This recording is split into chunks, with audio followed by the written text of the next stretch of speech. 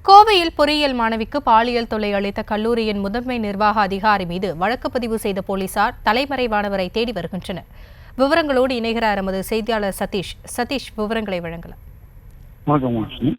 இங்க கோவை காரமடை அருகே பெட்டதாபுரம் பகுதியில் பார்த்தீங்கன்னா தனியார் பெரிய கல்லூரி இருக்கு. இங்க 23 வயதான பெண் ஒருத்தவங்க கல்லூரி வளாகத்தில் அங்கே பணியாற்றி கொண்டு எண்ணையும் படிச்சுட்டு வராங்க.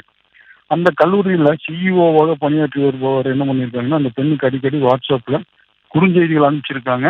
ஒரு கட்டத்தில் அந்தரங்க செய்திகளையும் கூட அனுப்பிச்சுட்டு இருக்காங்க. இது அந்த பிரச்சனையா இருக்குன்னு சொல்லிட்டு அந்த பெண்ணு அதையெல்லாம் அழிச்சு விட்டுட்டு அதுக்கப்புறம் அவரோட இது பண்றது கடந்த மாதம் மார்ச் 15ஆம் தேதி ஈவினிங்கு பணி முடிந்து வீட்டுக்கு கிளம்பும் போது அந்த பெண்ணை தன்னோட அறைக்கு அந்த அதிகாரி அழைச்சிருக்காரு. உள்ள சென்றதும் அந்த பெண்ணிடம் தவறாக அவர் நடக்க முயன்றிருக்காரு. உடனே அந்த பெண் அங்கிருந்து தப்பித்து வெளியே வந்துடுறாங்க. தொடர்ந்து தன் கணவரிடம் இது குறித்து தகவல் தெரிவிச்சிடுறாங்க. அந்த பெண்ணும் கணவரும் அந்த கல்லூரியில கொண்டு இது குறித்து நடவடிக்கை எடுக்க சொன்னதுக்கு அவங்க கல்லூரி நிர்வாகம் மேற்கொண்டு எந்த நடவடிக்கை எடுக்கல. இதனை அடுத்து அந்த பெண் பாலியல் துன்புறுத்தலுக்கு ஆளானதுனால அந்த அதிகாரி மீது உரிய நடவடிக்கை எடுக்க வேண்டும் சொல்லி கோவை பெரியநாயக்கன்பாளையம் அனைத்து மகளிர் காவல் நிலையத்தில் புகார் கொடுத்திருக்காங்க. புகாரின் பேரில் ஆய்வாளர் இந்திராணி சோபியா வழக்கு பதிவு செஞ்சு விசாரணை பண்ணிட்டு வர்றாங்க. மேலும் தலைமறைவான அந்த அதிகாரியை போலீசார் தேடி வருகின்றனர். விவரங்களுக்கு நன்றி சதீஷ்.